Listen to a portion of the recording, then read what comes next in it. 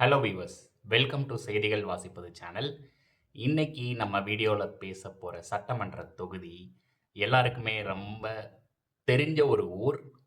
தீபாவளினாலே இந்த ஊர்ல இருந்து தான் கிட்டத்தட்ட இந்தியாவுக்கே வந்து 90% கிராக்கர்ஸ் வந்து சப்ளை ஆகுது. அதே மாதிரி இந்த ஊர் வந்து பிரிண்டிங் ப்ரெஸ்ஸுக்கு ஃபேமஸ், கேலண்டர்ஸ்க்கு ஃபேமஸ், நோட் புக்ஸ்க்கு ஃபேமஸ், தீக்குச்சிக்கு ஃபேமஸ்.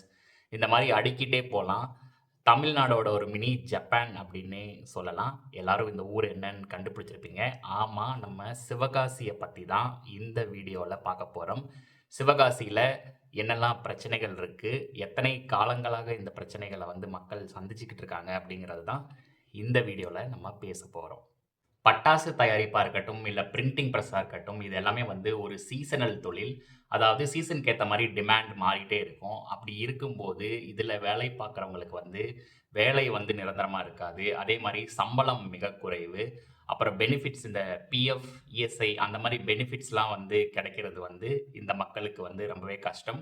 அதே மாதிரி ஆ இந்த இண்டஸ்ட்ரீஸ்லாம் வந்து பார்த்தீங்கன்னா, இளம் வயதினர தான் வந்து அதிகமா வந்து எம்ப்ளாய் பண்ணுவாங்க. ஒரு குறிப்பிட்ட வயது நீங்க கடந்துட்டீங்க அப்டின்னா, உங்கள அப்படியே ஓரங்கட்ட ஆரம்பிச்சுருவாங்க. அதனால வந்து ஜாப் செக்யூரிட்டி அப்படிங்கிறது இந்த மாரி இண்டஸ்ட்ரீஸ்ல வந்து ரொம்பவே ஒரு கேள்விக்குறியாவே இருக்கு அப்படின்னு சொல்லலாம்.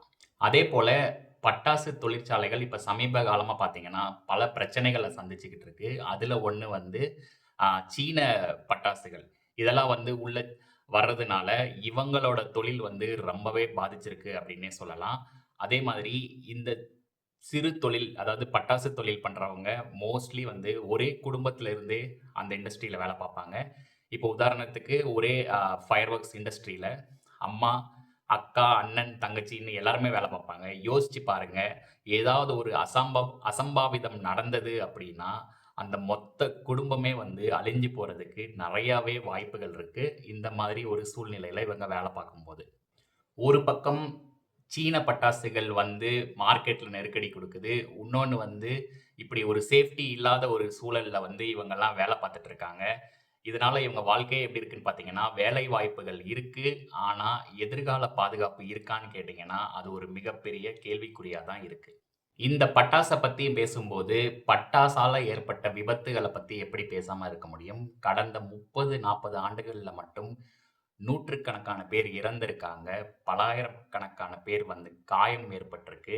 ஒரு சிலருக்கு கை, கால்லாம் இழந்து அவங்க வேலையே வந்து இழக்கிற நிலைமைக்கு தள்ளப்பட்டிருக்காங்க இந்த விபத்துகள்னால. இந்த விபத்துகள் நடக்கும்போதெல்லாம் விசாரணை பண்றாங்க, இழப்பீடு தராங்க. ஆனா அதுக்கப்புறம் என்ன ஆகுது? மறுபடியும் அதே ஸ்டோரி தான் ரிப்பீட் ஆவுது. ஒவ்வொரு வருடமும் விபத்துகள் தொடர்ந்து நடந்துட்டே தான் இருக்கு. இதுக்கு ஒரு முழுமையான சொல்யூஷனே வந்து இப்ப வரைக்கும் இல்ல. சிவகாசியில இருக்கிற பட்டாசு தொழிற்சாலைகள்ல முக்காவாசி வந்து small and medium scale industries. இவங்க வந்து மோஸ்ட்லி சேஃப்டி புரோட்டோகால்ஸ் வந்து ஃபாலோ பண்றது கிடையாது. டைம்லி இன்ஸ்பெக்ஷன்ஸ் நடக்குதா அப்படின்னு கேட்டீங்கன்னா, அதுவும் ஒரு கேள்விக்குறி. அது மட்டும் இல்லாம, இந்த இண்டஸ்ட்ரீஸ்ல வேலை பார்க்குற முக்காவாசி பேர் வந்து பெண்கள் தான் அப்படின்னு சொல்லி இங்க நான் பதிவு பண்றேன். இவங்களோட வாழ்க்கையவே வந்து பெரிய ரிஸ்க்ல வச்சு தான் வந்து இவங்க சிவகாசிக்காக நம்ம தீபாவளி கொண்டாடணும் அப்படிங்கிறக்காக, இந்த மாரி பட்டாசு தொழிற்சாலைகள்ல ஒரு ஆபத்தான சூழ்நிலையில தான் வந்து இந்த மக்கள் வேலை பார்த்துக்கிட்டு இருக்காங்க, இப்போ வரைக்கும் கூட. சரி, கல்வி மற்றும் மாணவர்களோட எதிர்காலத்த பத்தி பேசணும் அப்படின்னா, சிவகாசியில பல குடும்பங்கள்ல குடும்ப சூழ்நிலை, வறுமை காரணமாக மாணவர்கள்லாம் வந்து 10த் இல்ல 12த்லயே வந்து அவங்க படிப்ப டிஸ்கன்டின்யூ பண்ணிட்டு, பட்டாசு தொழிற்சாலைகளோ, இல்ல பிரிண்டிங் பிரஸ்லயோ போய் வேலை பார்க்கிறத நெறையாவே பார்க்க முடியும். குழந்தை தொழிலாளர்கள் இப்பவுமே வந்து நெறைய சிவகாசியில இருக்காங்க. இதனால என்ன பிரச்சனைகள் வருதுன்னு பார்த்தீங்கன்னா, அடுத்த தலைமுறைக்கும் அதே தொழில், அதே பிரச்சனை. எந்த ஒரு மாற்றமுமே கிடையாது.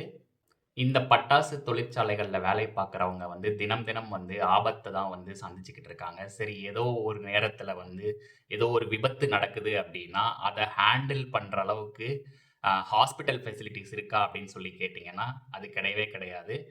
இப்பவும் இந்த மக்கள்லாம் வந்து ஏதாவது ஒரு பெரிய அ விபத்து ஏற்படுது, ஏதாவது தீக்காயங்கள் நெறைய ஏற்படுது அப்டின்னா, அ மதுரைக்கும், திருநெல்வேலிக்கும் தான் ரெஃபர் பண்றாங்க. இது இந்த ஃபயர் ஆக்சிடென்ட்ஸ்க்கு மட்டும் கிடையாது.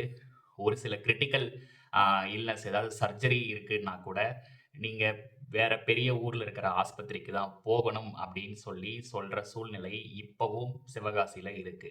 அதே மாரி ரோடு இன்ஃப்ராஸ்ட்ரக்சர் அதெல்லாம் வந்து நீண்ட காலமா வந்து ஒரே மாதிரி தான் இருக்கு.